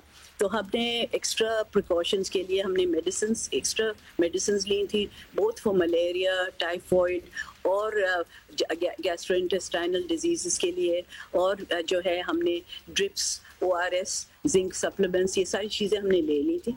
इसके साथ साथ हमने जो केमिकल्स इस्तेमाल होते हैं for spraying, for smogging, for the mosquito, उसके मच्छर के मारने के लिए, और लावा सेटल एक्टिविटी जो उसके जो लावा होते हैं जो पानी में होते हैं उनको ख़त्म करने के लिए हमने ये सब एक्स्ट्रा अमाउंट्स में ले ली थी, और ये हमारे पास मौजूद हैं। और इसकी मुहिम as soon as the rains are over, क्योंकि मस्कीटोज जो हैं फिर बाहर निकलना शुरू हो जाएंगे after the breeding in the water, तो हम ये जो स्मॉगिंग की और लावा सेटल एक्टिविटी फ़ौरन जैसे रेन स्टॉप होते उसके बाद हम फ़ौरन शुरू कर देंगे। एट द मोमेंट हमारे पास एम्पल स्टॉक से हमने डिस्ट्रिक्ट तक हम ये स्टॉक्स ऑफ मेडिसिन ले जा चुके हैं। हमने मोबाइल टीम्स मोबिलाइज की हैं, हमने जो है फील्ड हॉस्पिटल्स बनाने की, जहां कैंपिंग होगी उधर ज़रूरत होगी वहां भी हम कर रहे हैं। और हमारे पास 11 22 को हमने आगाही दी है कि वो they will be present in areas where the flooding is occurring, जहां कैंप्स लगी हुई हैं, ताकि वो फौरन कोई कैजुअलिटी होती है या कोई इमरजेंसी होती है तो वो पेशेंट्स को शिफ्ट इमीडिएटली हॉस्पिटल में करें। हमारे पास जो हॉस्पिटल्स अमूमन पानी के अंदर आ जाती हैं because they are low lying hospitals हैं, उनके लिए हमने डी वाटरिंग पम्प्स इस्तेमाल करना शुरू कर दिया है ड्यूरिंग द रेन्स, ताकि वो उनके रास्ते साफ रहें, ताकि जो लोग हैं वो आसानी से अस्पताल में दाखिल होकर अपना इलाज करवा सकें। बहुत शुक्रिया आपका doctor Azra, thank you so much, हमारे साथ मौजूद थी वज़ीर सेहत। अच्छा जी, ये सर्विकल कैंसर वाली वैक्सीन जो है हम अर्ज करेंगे बच्चियां फ्रॉम 15 से 27 सितंबर तक ये मुहिम जारी रहेगा, प्लीज जरूर लगवाएं। अच्छा जी, अब let us see what's happening और फ्लड सिचुएशन। हैदराबाद में बहुत बारिश हुई है और हैदराबाद में बारिशों के बाद क्या सूरत हाल है? सिंध में would it be right to say कि हैदराबाद में मैक्सिमम हुई है? नहीं, मैक्सिमम का तो आई एम नॉट श्योर, पर हैदराबाद में याद है आपको 2-3 हफ्ते पहले जो हुआ था, डूब गया था हैदराबाद, तो पर्टिकुलरली कोटरी बैराज पर भी जाहिर है उसकी वहां पे पानी की आमद की क्या तैयारी है, कितना पानी है, ये सब हमें अली नहीं बता रहे हैं। जी बिल्कुल, दरियाई सिंध में कोटरी बैराज के मकाम से निचले दर्जे का सैलाबी रेला गुजर रहा है और इस वक्त मैं मौजूद हूँ कोटरी बैराज के डाउन स्ट्रीम में जामशोरो अप फ्रंट बंद के ऊपर। इस जामशोरो अप फ्रंट के मकाम से आप देख सकते हैं कि दरियाई सिंध में इस वक्त जो पानी की सतह है वो काफ़ी लो है और यहाँ पर जो महकमा आबाशी की जानिब से गेज लगाया गया है वहाँ पर पानी सिर्फ 5 फीट तक पहुँचा है, जबकि आप देख भी सकते हैं कि इसमें 16 फीट तक की जो हाइट शो की गई है वो 2010 के अंदर गुजरने वाले सुपर फ्लड की है। जिसके बाद आप देख सकते हैं कि इस जो बंद है, ये जो यहाँ पे महकमा आबाशी की जानिब से मार्क किया गया है, ये येलो कलर का फ्लैग, यहाँ पर 2010 में यहाँ इस मकाम तक पानी पहुँचा था जो कि सुपर फ्लड था, जिसके बाद महकमा आबाशी का ये दावा है कि इस बंद को मजीद ऊपर किया गया। हमारे साथ महकमा आबाशी के AEN मौजूद हैं। जैसा कि अभी हमारे पास फ्लड की सिचुएशन है तो हमने already beginning of the day हमने जो है कंप्लीट अपनी तैयारी कर ली है। हमारे पास यहाँ डिफरेंट लोकेशंस पे पेट्रोलिंग के लिए हमारे पास लांडियाँ बनी हुई है। हमारे साथ महकमा आबाशी के AEN सईद अहमद साहब मौजूद थे। हमारे कैमरामैन काजी शकील आपको दिखा भी सकते हैं कि ये जो है लांडी है जिसको महकमा आबाशी की ज़बान में लाठी कहा जाता है। ये एक ऐसा मकाम है जहाँ पर महकमा आबाशी के अफसरान बैठते हैं और यहाँ पर इनके पास तमाम तरह के मैप्स भी मौजूद होते हैं और यहाँ पर इक्विपमेंट्स भी रखे जाते हैं ताकि फ्लड के अंदर यहाँ से न सिर्फ मॉनिटरिंग की जाए बल्कि किसी भी किस्म की हंगामी सूरत हाल के अंदर फौरी तौर पर रिस्पॉन्स भी किया जा सके। इस वक्त हैदराबाद के अंदर अगर हम बात करें पानी के हवाले से तो चंद एक मकामात ऐसे हैं कच्चे के जहाँ पर इस वक्त पानी आया है। बहुत शुक्रिया। Looks like things are in order so far और इंशाल्लाह हमारी तो दुआ है कि इसी तरह पानी आए और जाए और निकल जाए और कुछ भी ना हो। ऑलरेडी कितना कुछ हो चुका है। अच्छा जी, एक और वाक़या हुआ कराची में, इलाका है बिटाईबाद। इसके घर में 3 ख़वातीन का पुरअसरार कत्ल हो गया है। इन्हें किसने क्यों मारा पुलिस अभी तक सुराग नहीं लगा सकी है। तीनों ख़वातीन के गले कटे हुए हैं जबकि एक लड़की को ज़ख्मी किया गया है। मकतूल ख़वातीन का मामू भी जख्मी हालत में मिला है। तीनों ख़वातीन को छुरियों के वार करके हलाक किया गया। जख्मी लड़की नंदनी और जख्मी मर्द की शनाख्त अजय के नाम से की गई है। अच्छा, हमारे कॉरेस्पॉन्डेंट काशिफ हमारे साथ हैं because we need to find out कि एक्चुअली इधर हुआ क्या था। क्या डिटेल्स है इस सारे इंसिडेंट की और ये मतलब हम इस तरह सुन रहे हैं तो हमें लग रहा है कि कोई फैमिली डिस्प्यूट ही होगा शायद, मे बी नॉट, बताएं। बिल्कुल ऐसा ही है हुमा अब्दुल्ला। गुलस्तान जौहर बिटाईबाद का ये इलाका है और मलिर कैंट थाने की हदूद है। गुज़िश्ता रोज जब ये पुलिस को इत्तला मिली तो पुलिस फौरन से जो है वो मौके पे पहुंची। उसके बाद देखा गया कि घर में 3 जो है वो खवातीन को जो लाशें हैं वो मिली हैं, जबकि एक बच्ची जो है वो इसमें जख्मी भी हुई, जबकि एक जो मर्द है वो भी जख्मी हालत में पुलिस को जो है वो मिला वहां से और उसको फौरी तौर पर अस्पताल मुंतकिल किया गया।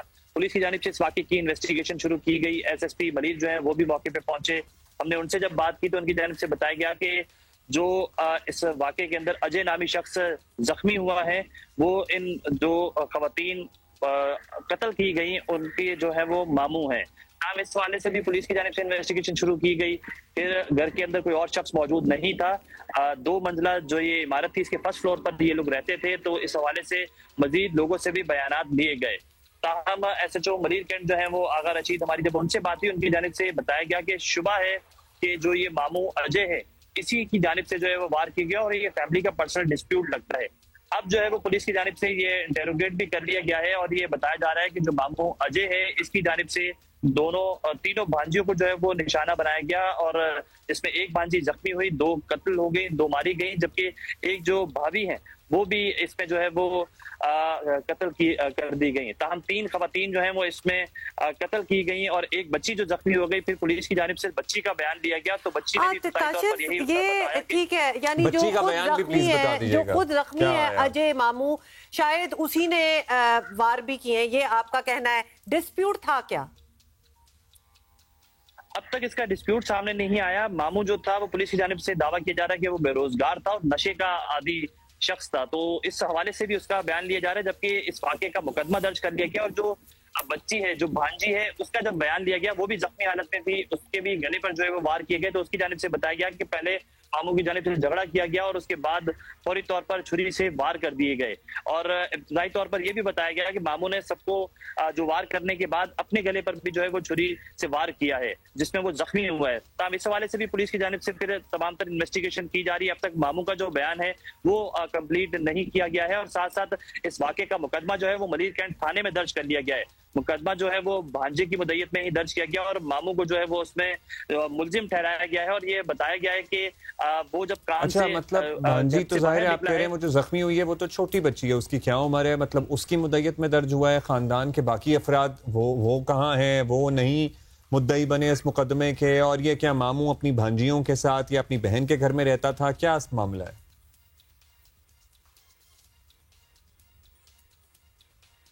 बिल्कुल, इसमें पुलिस की जानिब से बताया जा रहा है कि 3 भांजियां और 3 भांजे इस घर में रहते थे और इनके मामू इनके साथ ही रहते थे। जब ये झगड़ा हुआ तो घर के अंदर 3 भांजियां, एक जो है वो खातून जो भांजा है उसकी जो वाइफ है वो और मामू घर में मौजूद थे। घर में कोई मर्द मौजूद नहीं था। 2 जो दीगर भांजे थे वो अपने अपने जो है वो जॉब पर रवाना हो गए थे। तो इस हवाले से जो एक भांजा जॉब पे रवाना हुआ था उसी की मुद्दत में ये मुकदमा दर्ज हुआ है और जो बच्ची है 9 से 10 साल उसका पुलिस की जानिब से इफ्तिताई बयान लिया, क्योंकि बच्ची भी इसमें जख्मी हुई, फिर जो मामू अजय है वो भी इसमें जख्मी हुआ और 3 मजीद खवातीन जो है वो इसमें कत्ल कर दी गई। तो बच्ची का जो बयान है वो बहुत ज्यादा इंपॉर्टेंट था। बच्ची का बयान भी लिया गया, इसमें जो कत्ल की दिफात के तहत जो मुकदमा दर्ज किया गया है। Thank you. अभी एक ब्रेक लेनी है हमें और we gonna be back after this break.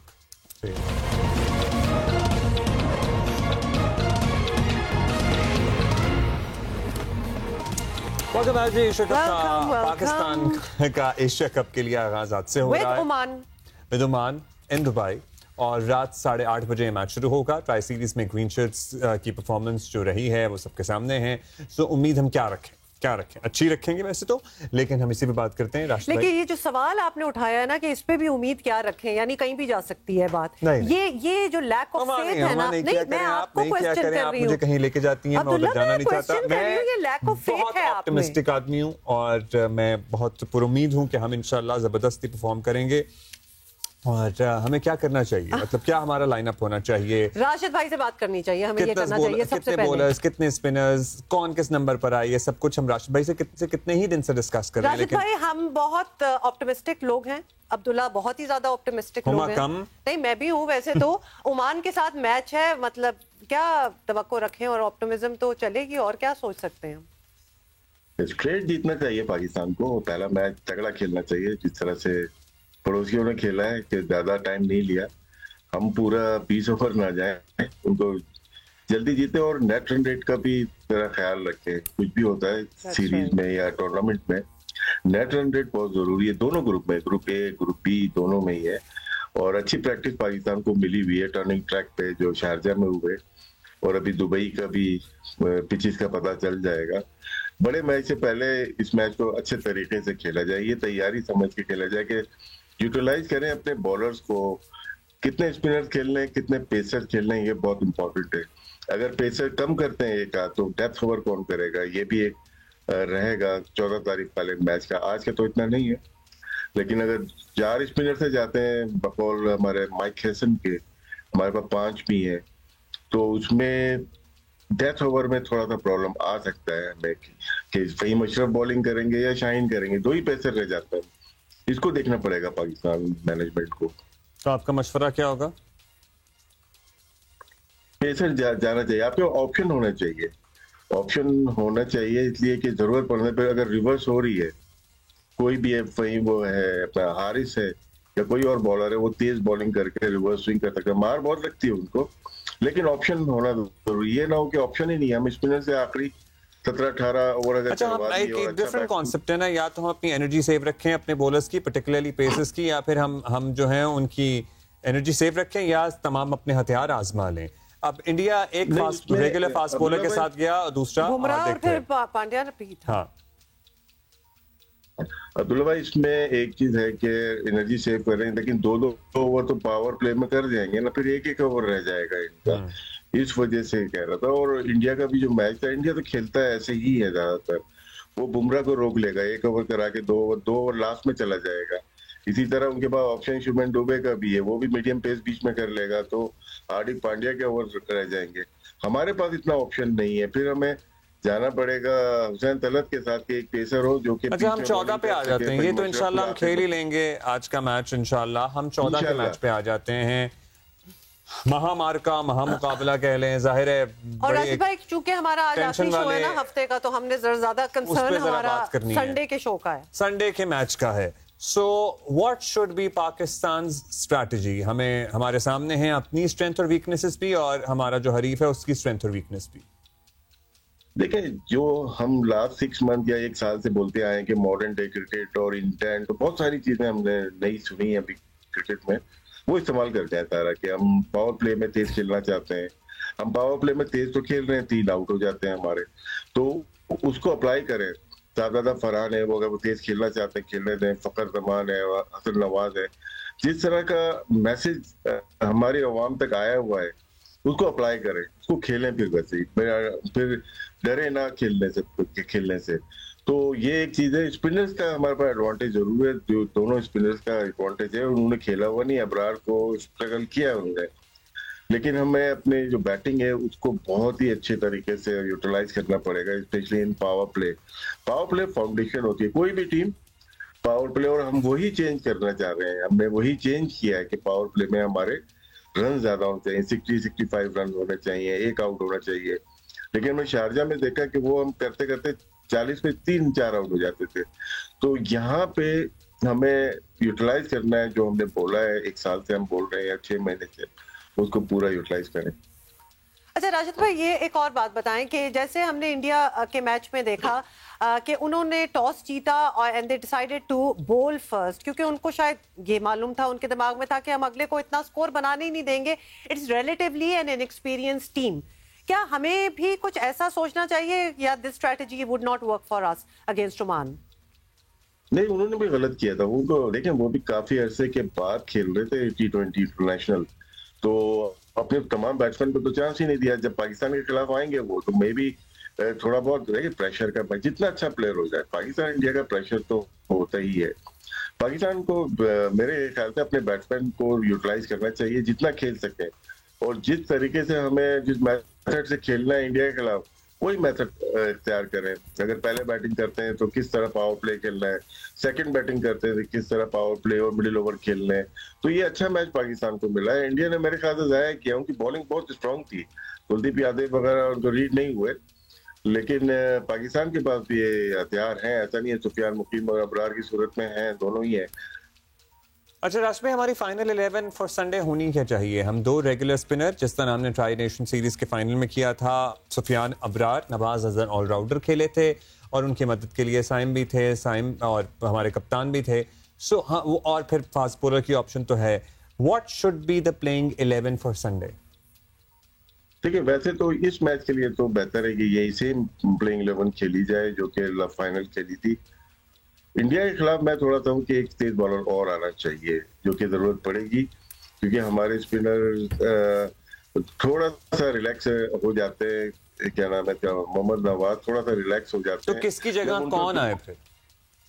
अब यही मतलब फहीम अशरफ को बिठा नहीं सकते और किसी स्पिनर, इन दोनों में से कोई स्पिनर ही फिर कुर्बानी देगा। जब दोनों कुर्बानी में एक देगा तो हमारा स्पिन डिपार्टमेंट वीक हो जाएगा, क्योंकि पार्ट टाइम से हम बिलीव नहीं कर सकते।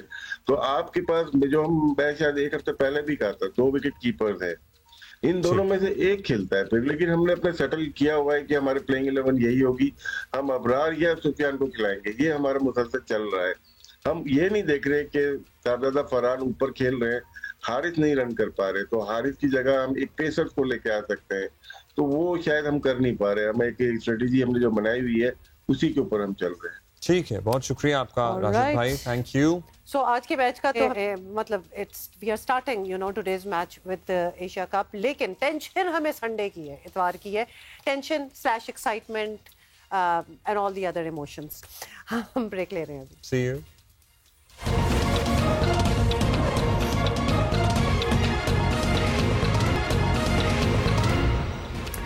So we are still thinking about the Asia Cup which has started और पाकिस्तान का अलबत्ता आज पहला मैच होगा, लेकिन जो दूसरा मैच होगा उसके बारे में हमें बड़ा कंसर्न है। हम जरा फिक्रमंद हैं। और आज के लिए हम एक्साइटेड हैं। सिकंदर बख्त हमारे साथ हैं। सिकंदर, पाकिस्तान आज एशिया कप में अपना खाता जो है वो खोलने की तरफ जा रहा है और ओमान से बिल्कुल मुकाबला होगा। दुबई की पिच देखते हुए आपकी नजर में हमें ट्राई नेशन सीरीज फाइनल की तरह स्पिनर्स पर ज्यादा भरोसा करना चाहिए या फास्ट बॉलर्स पर? हम अब एक्चुअली अभी ये बात कर भी रहे थे राशिद भाई से। देखिए, जो पिच दुबई की है, आज मेरी दुबई के एक लड़के से भी बात हुई जो कि दुबई की क्रिकेट टीम से खेलता है। इसी दौरान हमारे होटल में ठहरा हुआ है और उस लड़के से जब मैं पूछा था पिचेस के बारे में, तो उसने यही कहा कि जो दुबई की पिच है उस पर स्पिनर ही काम ज्यादा अच्छा करते। तो मेरे ख्याल से जो कॉम्बिनेशन हमने फाइनल में खेला था वही कॉम्बिनेशन हमें यहाँ रखना चाहिए। हाँ, अगर कोई चेंज अगर होती है कि विकेट कीपर जो है वो उसका नाम क्या है आपका फरहान करता है और एक जगह नीचे बनती है विकेट कीपर की, या हारिस को ऊपर करके फरहान को बिठाते हैं, तो फिर एक जगह खाली होती है, तो उसमें आप एक फास्ट बॉलर को खिला सकते हैं कि हारिस ने भी छक्के खाए, हारिस को खिला दें, और हसन अली ने इतनी अच्छी बॉलिंग नहीं की, तो ये चेंज हो सकता है। आप ये देखें कि जो भारत की जो मैच हुआ है यहाँ पर, जो कि बहुत ही आसानी से 4 ओवर में भारत ने खत्म कर दिया और उनको 55 पे आउट किया, उसमें 8 लड़के जो हैं स्पिनर्स ने आउट किए, 8 लड़के। तो ये पिच के ऊपर शुरू के अंदर बकौल यूएई के क्रिकेटर के कि यहाँ पर हम जितनी भी क्रिकेट खेलते हैं शुरू के अंदर गेंद थोड़ा फंसता है, थोड़ा गीला होता है और स्पिनर्स को हेल्प करता है। सेकंड हाफ में वो बहुत बेहतर हो जाती है पिच, और उसके बाद जो है वो पसीना बहुत आ रहा है इधर, तो हाथों में वो गेंद ग्रिप नहीं करती। तो बेहतर होगा कि पाकिस्तान जो है इसको देख ले वो किस तरह चेंज का, तो मैंने आपको बता दिया, तो वही टीम खेले, या विकेट कीपर की वजह से कोई चेंज करना चाहते हैं तो वो कर लें, अदरवाइज यही टीम खेलनी चाहिए। इस मैच में तो फेवरेट पाकिस्तान ही है, लेकिन 2 दिन बाद ऐसा मुकाबला है हमारा। इंडिया की टीम मजमूई तौर पर बड़ी जबरदस्त है, लेकिन उनकी बॉलिंग का तो कोई तोड़ नजर नहीं आ रहा फिलहाल। हमारा कौन सा बैटर ऐसा है आपको लगता है जो ये प्रेशर हैंडल कर लेगा, जिसे जिम्मेदारी उठाना पड़ेगी? देखिए, ये तो इंटरनेशनल क्रिकेट है ना, ये इसमें कोई ये कहेंगे हमारे बैट्समैन अगर उनको प्रेशर नहीं उठा सकते तो बाहर निकाल दें उन्हें, वेरी सिंपल। अगर वो नहीं खेल सकते सही तो उनको निकाल दें। सबको खेलना चाहिए, सबको पता है कि कौन सा बॉलर कैसी बॉल करता है। आप अगर इंडिया की टीम की कॉम्बिनेशन देखें, उन्होंने भी एक बुमराह को खिलाया, एक बॉलर, दूसरा फास्ट बॉलर उनका पांड्या था जो कि एक ऑलराउंडर है, जैसे हमारे पास फहीम अशरफ है। तो इसी तरह स्पिनर्स पे उन्होंने फोकस किया, उनके सारे स्पिनर्स थे, तो उनके जो स्पिनर्स गेंद कराएंगे, सबको पता है कि कुलदीप गेंद क्या करता है, वो गुगली और चाइनामैन किस तरह करता है। अगर ये लड़कों को नहीं पता, वो नहीं खेल सकते, तो उनको फारिग करें। और वरुण जो है वो जिस तरह के आपका इब्रार गेंद करता है फिंगर से, वो करता है। और आपका जो पटेल है वो लेफ्ट आर्म स्पिनर है, तो ये सारे बॉलर्स को हम सबको देखते आ रहे हैं। सारे जो हमारे लड़के हैं वो इंटरनेशनल क्रिकेटर्स हैं, उनको ये बॉलर्स को खेलना चाहिए। हाँ, जहां बहुत तिखी गेंदें हो रही हो, तेज गेंदें आ रही हो, सरों के ऊपर से जा रही हो, वो खतरनाक हो जाती है। स्पिनर्स को तो आपको खेलना चाहिए, एक बिल्डअप करें स्कोर, जहां मौका मिले। पाकिस्तान जो भी टॉस जीतेगा वो चाहेगा कि दूसरी टीम अंदर खेले, जिस तरह के कल किया इंडिया ने। हालांकि बहुत ही हल्का मैच था, मगर उन्होंने फैसला किया कि हम बाद में बैटिंग करेंगे। 4 ओवर में उन्होंने खत्म कर दिया, उनको 50 में आउट कर दिया। तो पाकिस्तान और जो इंडिया का मैच होगा जिसका आप जिक्र कर रहे हैं, उसके अंदर जो टॉस जीतेगा, पाकिस्तान टॉस जीते, बहुत फायदेमंद होगा। दुआ करें सब, वो टॉस जीत जाएगा तो पाकिस्तान 50% मैच जीत जाएगा।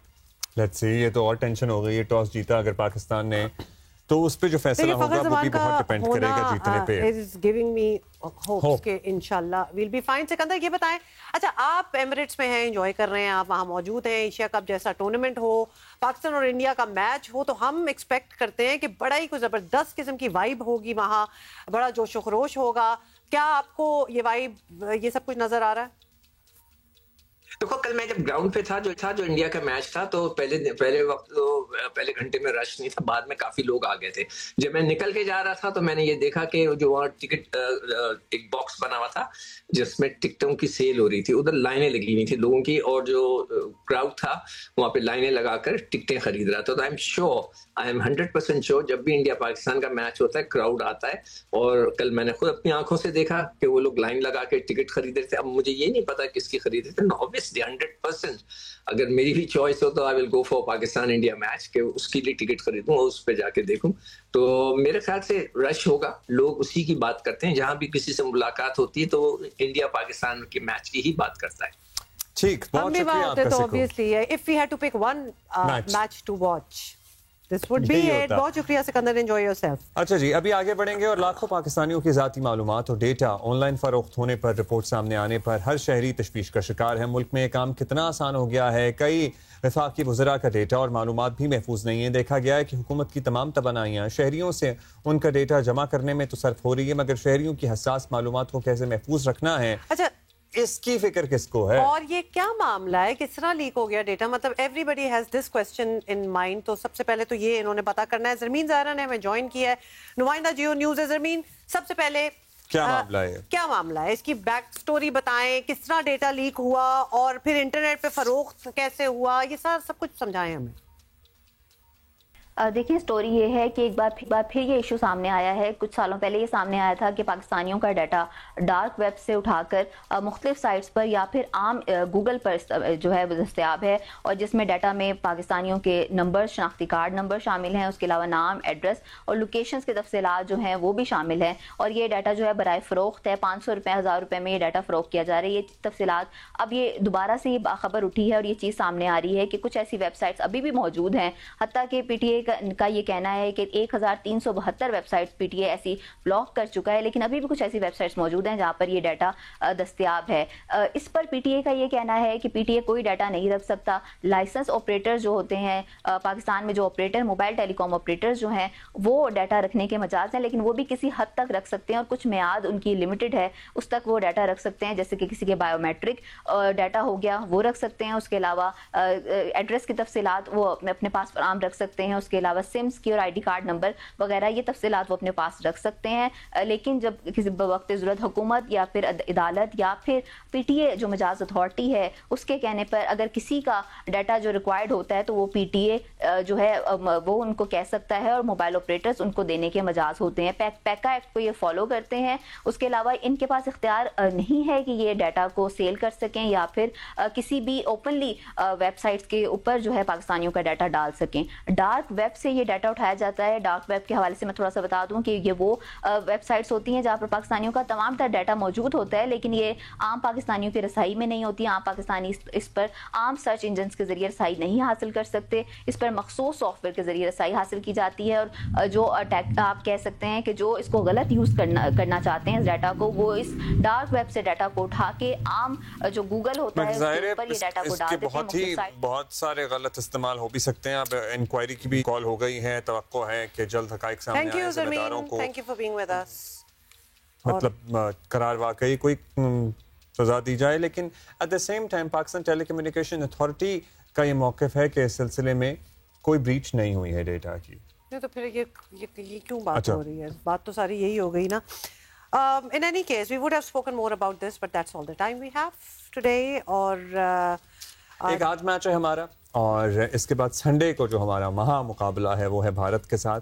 अब उसका माहौल बनना शुरू हो जाता है ऑलरेडी, लेकिन मैं ये कहूँगा कि स्टिल जो मैच मई में था ना वो असल मैच था। जाहिर है ये क्रिकेट है, इसमें हार जीत होती रहती है। उसमें हमारे you know what you sound like. Anyway, I will not say. उसमें हमारे पास गुंजाइश नहीं थी और वो हम जीत गए थे। हमारे का ये खौफ है जो साउंड लाइक हमारा मैच हो गया जी, अभी होना है एक मैच और ये स्पोर्ट्स है. So this is a different kind of match. In any case, best of luck to Pakistan team. Enjoy yourselves and we'll see you inshallah on Monday.